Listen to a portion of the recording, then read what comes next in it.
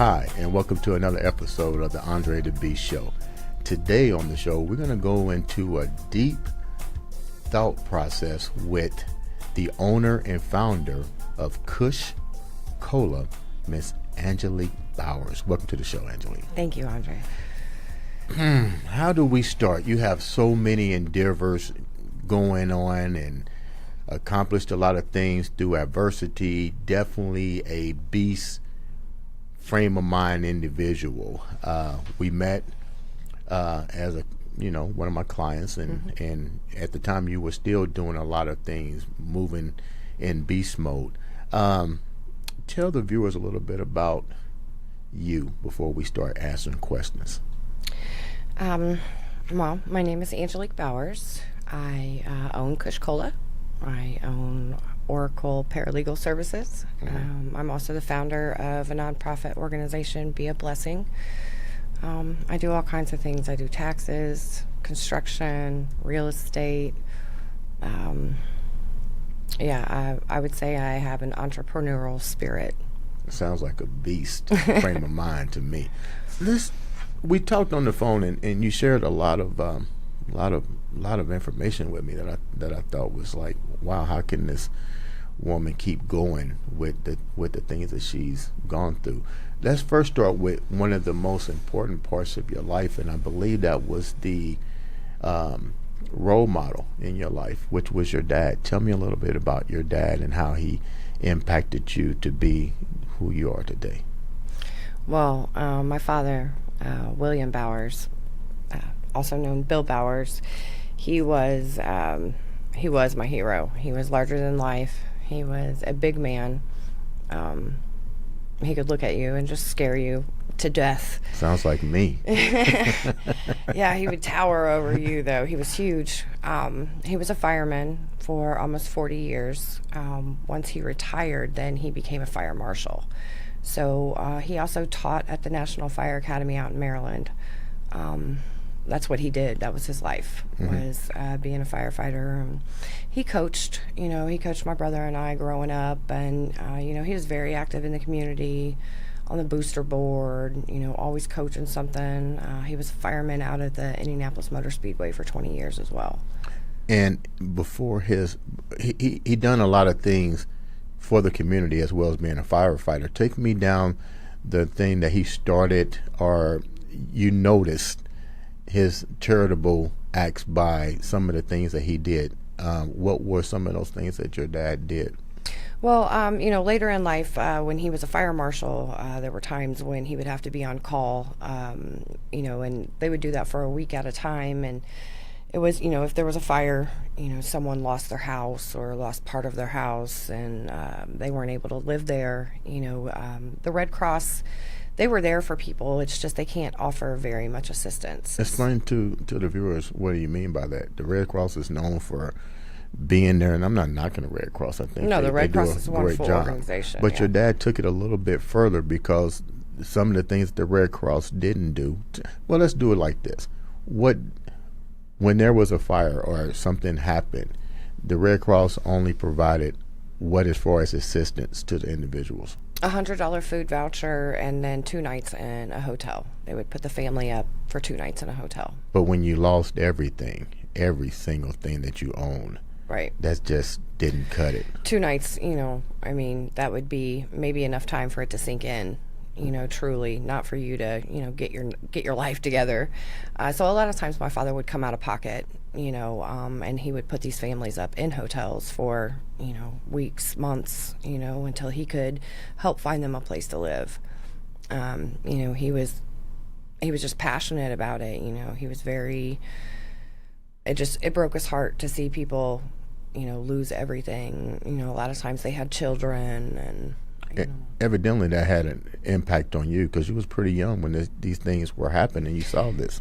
Well, he did that. He became a fire marshal, and I had graduated from high school by the time he had become a fire marshal. And it was, when I noticed it, I was in my 30s, when I really was paying attention to what he was doing, listening actually to what he was saying. I was like, it made me stop and think, like, wow, because he didn't have to do that. You know. When he, and then, unfortunately, your father passed away and stuff, and now you're continuing that legacy with a foundation based around your father. Yes. I call it Be a Blessing. It's a nonprofit organization that I started almost 4 years ago. Originally, when I started it, I was going to help the homeless. And then I found there were a lot of organizations that were helping the homeless.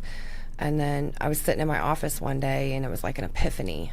So I feel like it was my father that was there that was like, you know what, why aren't we helping these, these victims of fire? And I knew enough people in the fire organization that I started reaching out to, IFD, Beach Grove Fire Department, and saying, hey, like, I'm going to start accepting donations. And, when these people, are in need, have them contact me. I also have a Facebook page where, I put it out there as well. And, it's been okay. What's the bigger picture here that you're trying to do for the individuals that suffer these problems? I would like to obtain, a residence, like an apartment building or, some type of dormitory to where when these people, lose their homes, they can come for an extended period of time, whether that be 3 months, 6 months, 9 months, to come get their life together. Because unfortunately, some of these people didn't have insurance as well. Everybody kind of takes that for granted, and just everybody has homeowners insurance. Well, no, they don't. Some people can barely afford to put food on their table, let alone get insurance for their house. So this would be a place for them to come and get shelter, come get their life together. How is that project coming along right now? Currently, it's not. It's at a standstill. I need funding. Okay. I need to find a residence, find a dormitory, somewhere that I can that's either retrofitted already, for individual, single family housing, or something that I could retrofit to, put 4, 6, 10 units in. Tell the viewers, let's get a little personal here. Tell the viewers, or let's share with the viewers, your journey from childhood. There was a little bit of how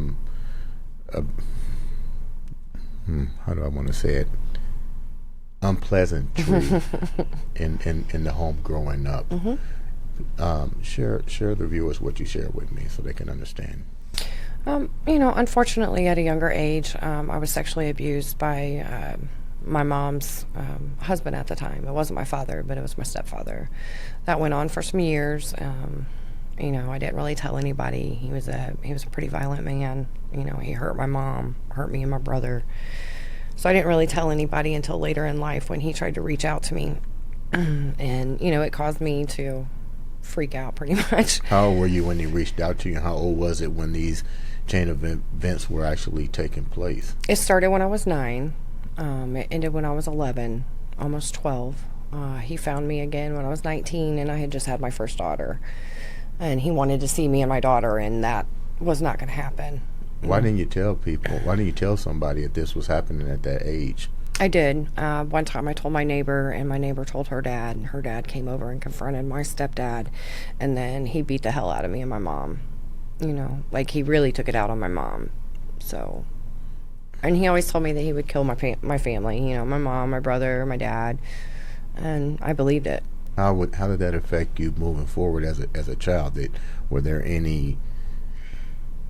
the school or anybody recognize any signs that you was being abused at all? They recognized the change in my behavior. I became aggressive. I became I became a bully is what it was. I used to beat people up all the time. My friends even, I just had all this anger that I didn't understand. How could anybody else understand? They didn't even know what was going on inside of me. I didn't understand what was going on inside of me, and that was the only way that I knew how to express it was, fight or flight. And so I always chose to fight. Now, you was your father was still in the picture at the time. Mm-hmm.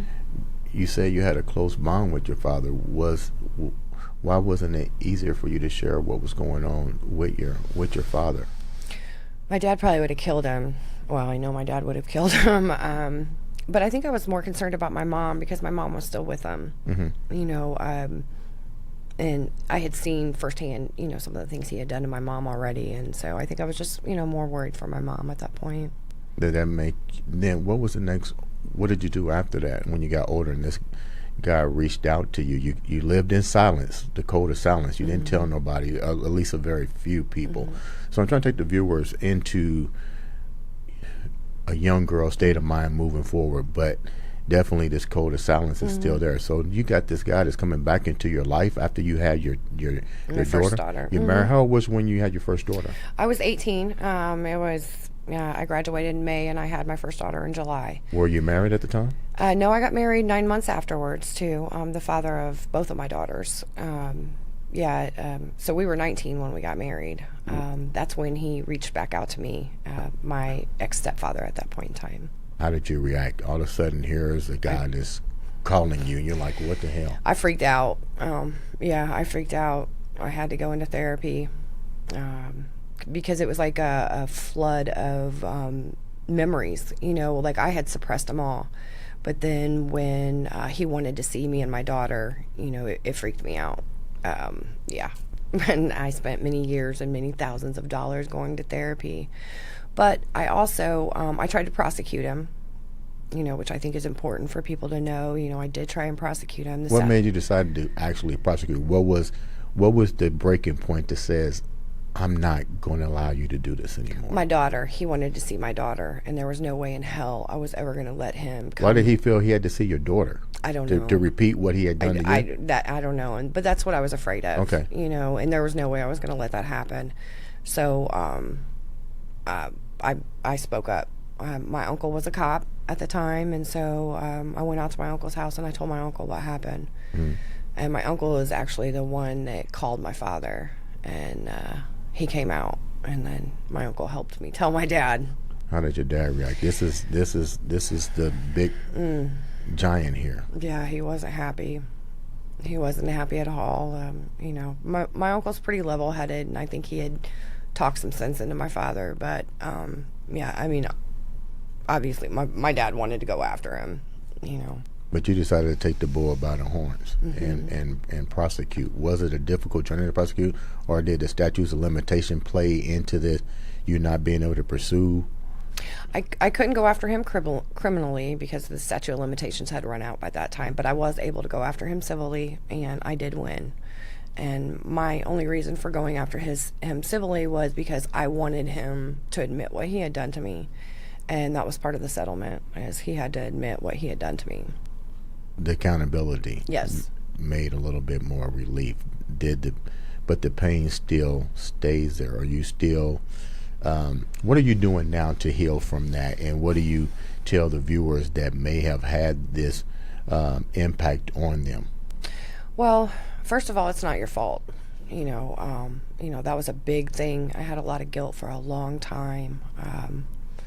But I didn't let what happened to me define me, though, either. It made me stronger as a person. I do still have issues. It caused me to have trust issues and just... What do you mean, like trust issues? Because this was an adult that, loved my mother and was supposed to be a father figure to me. Was supposed to protect me, not hurt me. Right. And then not only did he not protect me, but he abused me, mentally, physically, emotionally.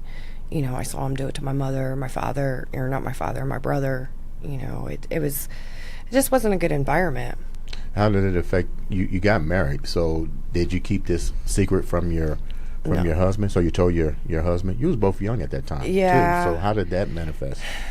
It kind of sucked because I was a mess. I was an emotional mess. It got to the point where he lost his job. He lost his third shift job because I couldn't stay alone all night long. I was scared. If I heard any little thing, I thought it was him coming in the door to get me and my daughter. And I'm not a person that's easily scared. Right. So again, I was a bully, so I didn't... Well, you both were young, too, so I'm pretty sure the processing thought on his part was like, maybe this is too much for me to... Yeah, it was tough. It was really tough. I'm sure it played into the demise of our marriage. What about your children, the ones that you really try to protect from this? Did they see their mother going through that? Did you shelter them from that?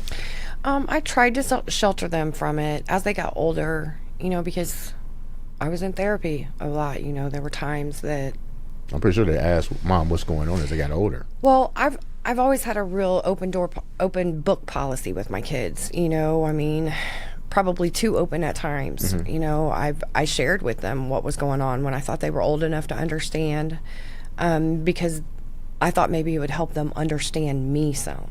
Right. You know, why I was so overprotective. You know, why I acted the way that I did. Why I was so manic or, you know, obsessive about certain things, about them going out, them not being able to go out alone. And, you know, I thought if I shared that with them, they would understand more.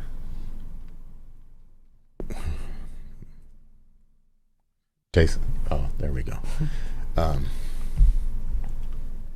How is the relationship now with your daughters moving forward, knowing that they know what their mom went through? We have a great relationship. You know, my children are older now. They're 24 and 26, and we actually have an amazing relationship. We have a really, really strong bond. We have a very open relationship. You know, they can come to me about anything, and they do. You know, there are times that I go to them. You know. Where's your dad? Did your dad live long enough to see the outcome of what you went through with the prosecution and so forth? Yeah, he did. He did, and he was proud of me for that. You know, he was happy that I did that. You know, and it served me years later as well. If anything, just vindication. You know, just different things that I did. You know, this man was a part of a church, and that church was not aware that he was a child abuser. So I made them aware that, you know, he very much molested me, and I took them the court papers for my proof. And he was no longer a member of that church, but I felt that was necessary because he was around other young women, mm-hmm. you know, that potentially could be victims, because who knows how many people he affected. You know, he was a sick man. Okay, we're not going to go that much more deeper. I think that people understand. Mm-hmm. That's a lot to do, but now you moved forward. Mm-hmm. And we talked about some of the great things that you're doing despite those battles. You conquered them. You was able to move on. Yeah. But now you're doing something to not only impact the community, but to help young girls, individuals, with a new product, Kush Cola. I am. Kush Cola is a marijuana-infused beverage. Okay, wait a minute. Marijuana now. We got some viewers going to go, what the? Okay. Why all of a sudden the Kush Cola and the marijuana? What made you decide to go that route? It's, you know, I very much believe that marijuana is medicinal. You know, I've educated myself enough to know the medicinal benefits of marijuana. I personally love marijuana. You know, I very much support it. I've been in the legalization of medical marijuana here in this state. I've been an activist for 15 plus years, you know, trying to get marijuana legalized. No, tell the viewers the story about you coming to work and you was already fucked up. Well, we'll just say, you know, I'm a paralegal as well, so there are some attorneys that I work for, and there was this particular attorney that he happened to smell marijuana on me that day because I had been smoking right before I came into work, which I did every day. Right. So, you did it every day, and they just now smelt it at one time? Yeah, you know, I mean, I'm sure he smelt it, but this was the time that he said something. Maybe he could tell that I was, you know, super high. I don't know. But, yeah, I mean, I did every day, you know, so he said something to me about, you know, you're not going to be able to get any work done. And I was like, what? Have you lost your mind? Like, I'm in here every day busting my ass, getting all this work done for you, and I'm high every day. What are you talking about? Right. You know, I'm not the stereotypical, you know, oh, I'm going to smoke a joint, and then I got to, you know, you know, I act all silly and lay down. And so he thought he was just going to give me some busy work for the day, and he had been trying to get this project done for three years. You know, he had gone through several, I think like 4 paralegals at that point in time, and he had been trying to get this project done for 3 years. And so he gives me this project. He's like, well, 4.5 hours later, I have the project done. And I'm like, hey, you know, I'm done. And he's like, what? Did he ask for a joint after that? No, no, he didn't. But he could not, he just was beside himself. He couldn't believe that, here I was high and I was able to be productive. And I'm like, man, like, you're educated enough. Like, educate yourself. Here, let me send you some, some educational material. Educate yourself. And yes, he does. He is a marijuana supporter now. I can tell you that. Now, share with the viewers the impact story that you told me, which was really heartfelt. About you're definitely a believer in the product and stuff. But you shared something with me that I thought was very inspirational, and I can tell when you was telling me there had to be some tears rolling down your eye. You physically have met individuals that were suffering from pain, and the only way that pain was set aside was through the use of marijuana. Yeah, that's very, very true.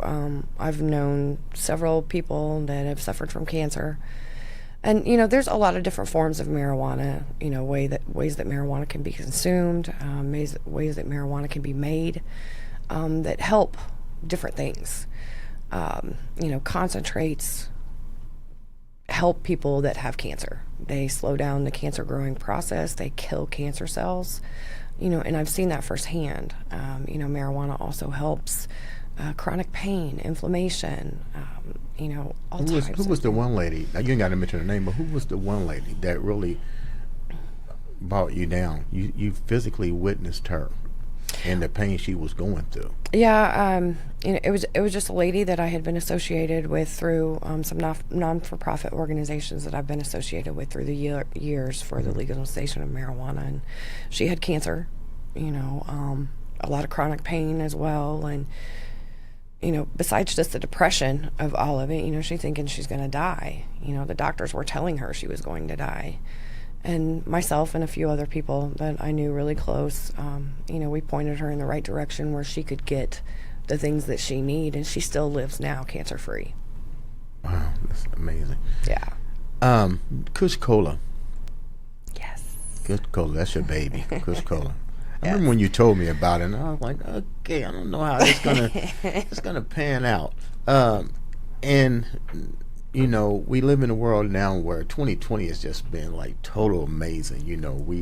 We dealt with some good, the bad, and the ugly, and now marijuana is sort of being a major topic. Mm-hmm. And you decided to now, well, really before the topic even became where it is now, you had already went out and started an entrepreneurship with Kush Cola. Yes. Myself and my business partner, who's also my best friend. Who's your business partner and best friend? We can give her some shots out. Jenny Jen.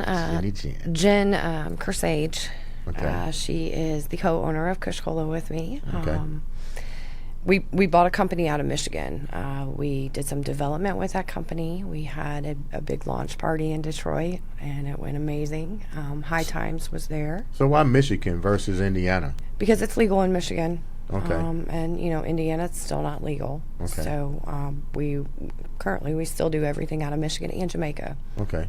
So it's legal there, Mm-hmm. and you decided to launch everything there. So explain to the viewers what exactly is the launch, what is the product about, and why you're so into the Kush. Well, I'm so into the Kush because it's Kush. But we take cannabis concentrate and we infuse beverages. So currently we infuse carbonated soda beverages. We have 7 different flavors. We have our product was 100 milligrams. When we come back out in December, we'll have 3 different strengths of 3 different strengths. What strength are you currently operating on right now? 100 milligrams, but then we'll have like 250, and then around 400 milligrams. What's a lot. What is the different effects of all of those milligrams? Well, when you ingest cannabis, it's very much like an edible, so you're going to get a body high. So it's just going to sit you down and relax you, maybe make you take a little nap, versus the head high. What's a head high? It makes you real giggly and la la la. Okay. Just, but this one is just it's it's just gonna mellow you out. And then what's the highest going to do? What was it, 400 milligrams? Yeah. What's that going to do? It's gonna put you to sleep. Oh, It's definitely, well, it's gonna sit you down and maybe make you stuck for a minute. Jason, we have a picture of Kush Cola for the viewers to look at what it looks like. I should have brought a bottle. It's illegal here in the United have States. empty bottles. Oh, okay. So the mission here is the mission right now currently is to try to get Kush Cola here, and I was hoping we was going to get a good, there it is. Ooh, looks good. Kush Cola. Okay, I like that. Okay, what's the flavors I'm looking at? Purple Punch, Russian Cream, which is like a cream soda, Agent Orange, which is like orange, and then the original. So that would be our cola version. We'll just say that. Now this product is available currently, but only in Michigan. Actually, it's not available because we're sold out in Michigan. We go back into production December, January. We had a launch party and we sold out. Michigan changed its regulations. There's a lot of things, so we had to move our production facility. We were able to secure a new production facility, and it's currently being retrofitted for us to move in and start mass production again. So right now in Indiana, your quest is to try to get this legalized here so you can provide jobs by obtaining the old Coca-Cola plant, which I think is a great idea.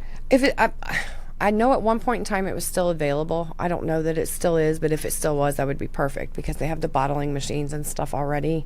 Because if you go to try to buy those new, you're talking millions of dollars. A semi-automatic bottling machine starts about $250,000 and goes up from that. And you're still doing a lot of things by hand. But when you have, big bottling units, conveyor belts, that would just make things so easy.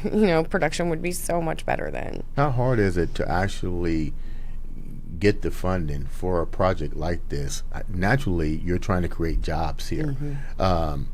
Is a lot of education needed? Because I'm pretty sure you don't want anybody messing with marijuana infusing and so forth. So is the loophole and the legal ramifications that difficult to bring that operation here to provide jobs for the community? The only way that we could bring it here right now is if we just did a straight CBD version.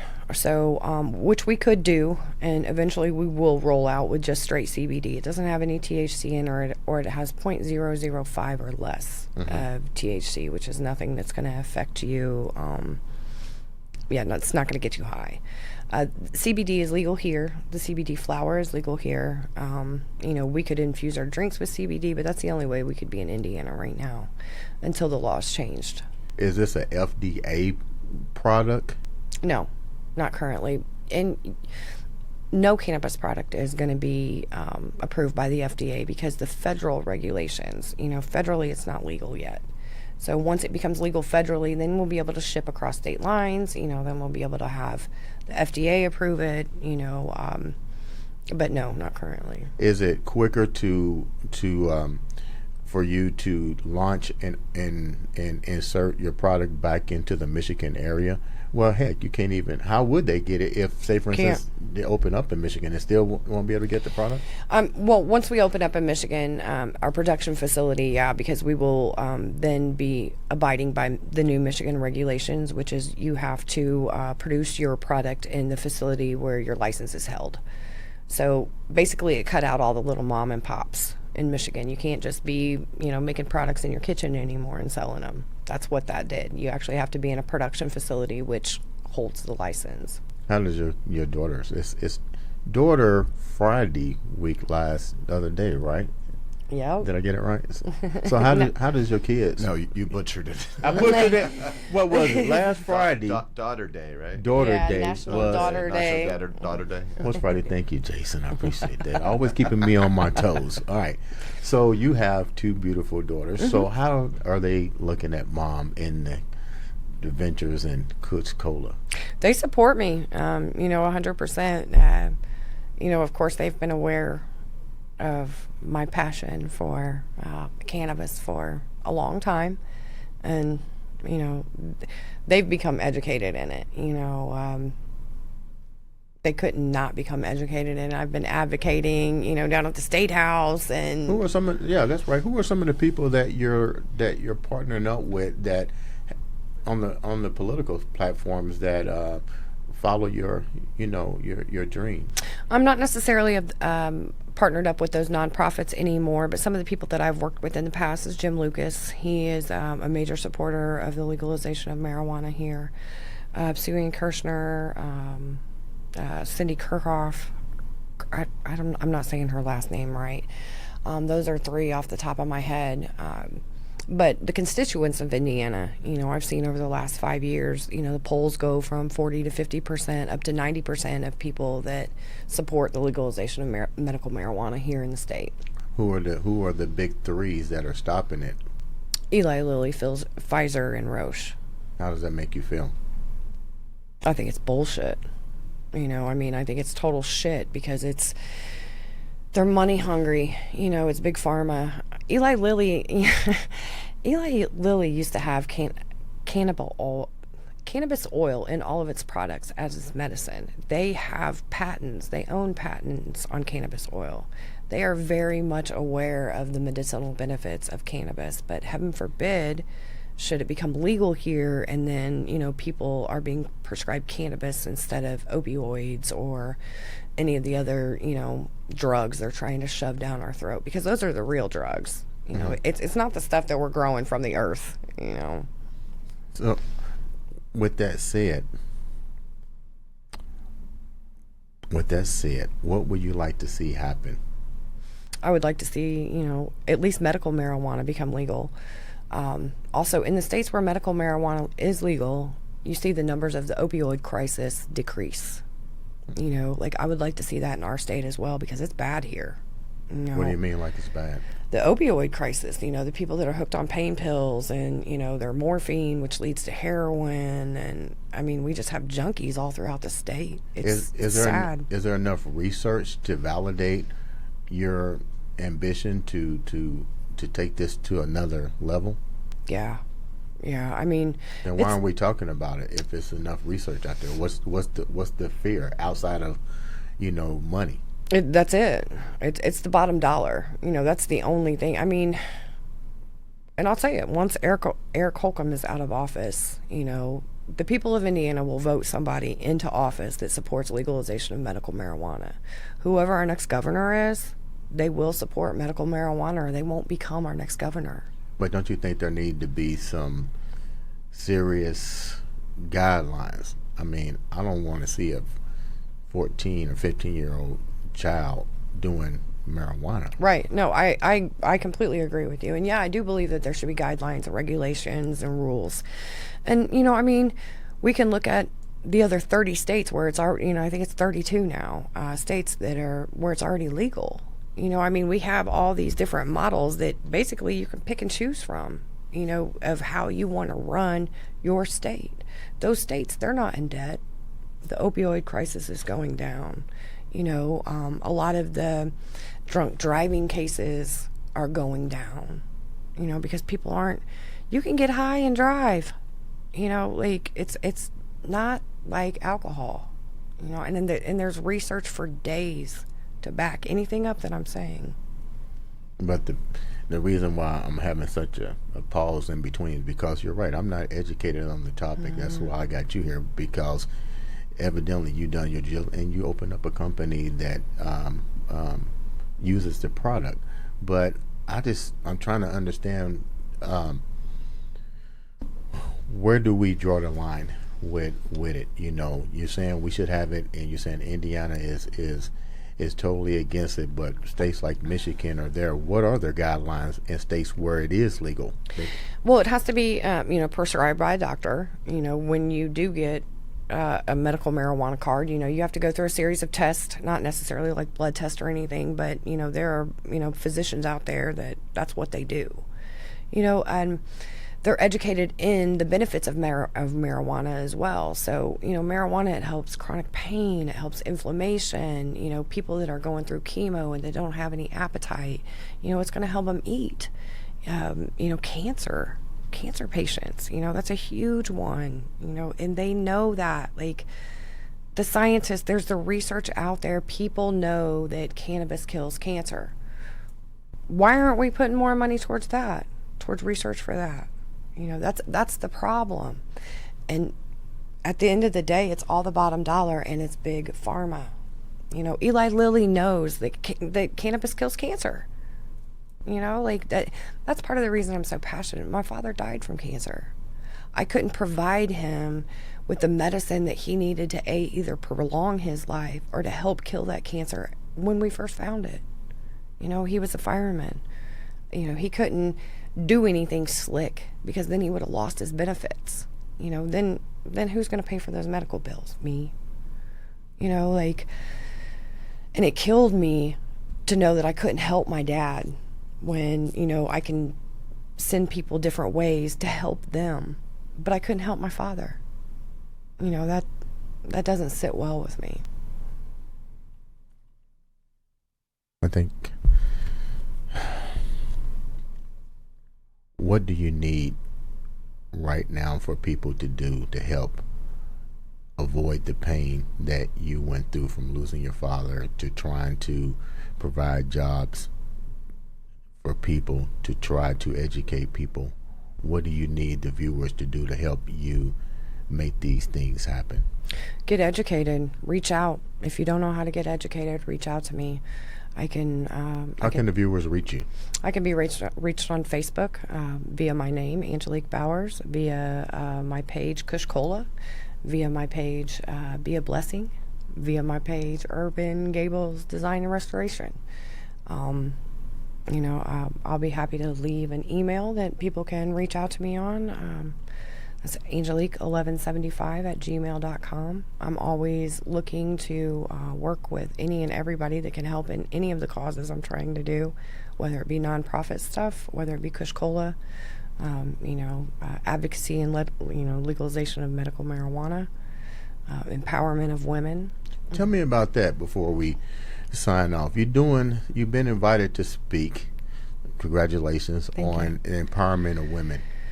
Explain that to our viewers. What's that entitled, and how did you get that? The Indianapolis Women's Leadership Summit reached out to me and asked me to be a speaker for them. They had, you know, come across my profiles, you know, done some look into my background, seen all the different things that I'm involved in, see the things that I do, and they reached out and, you know, asked if I could start being a speaker. You know, they thought that I had some good things to say, just, you know, because I have so many different things going on, you know, paralegal. That's why I say you're you know, always cannabis at that owner, frame of mind. you know, like Kush Cola's down in Jamaica as well, so we took it to another country. Yeah, man. Yeah, and they love it down there. So Yeah, we're going to be expanding down there as well.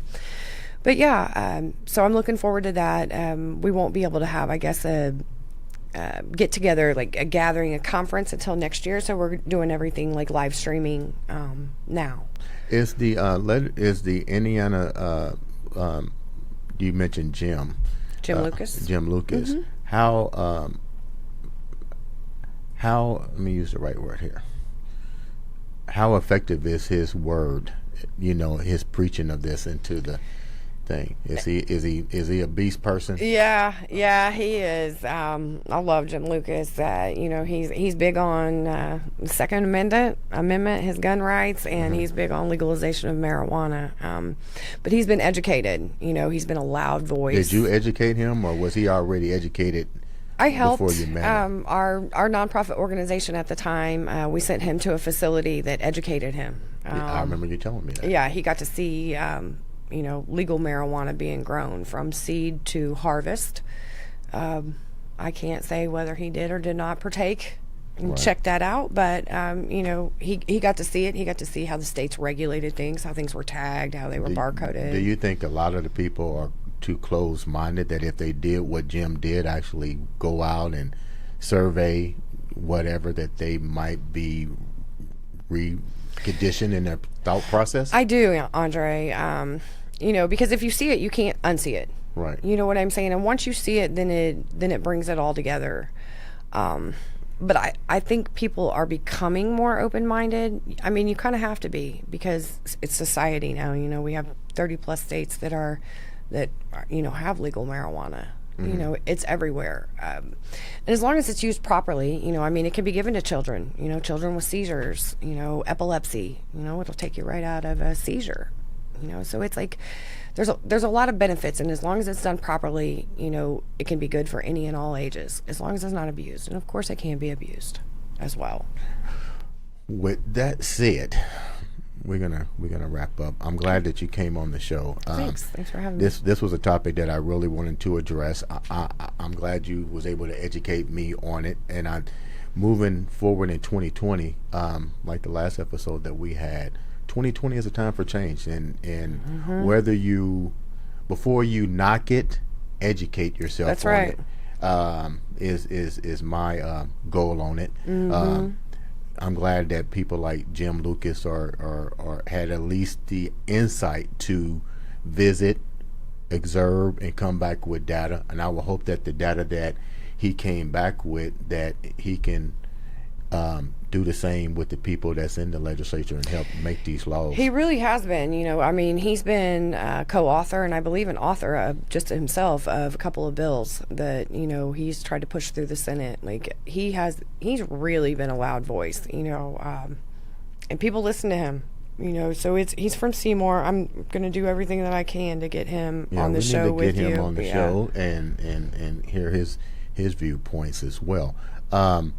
I definitely encourage my viewers to reach out to you. I mean, you're trying to bring jobs here. You're trying to bring awareness to a situation that has affected your whole family, even your father, and more importantly, the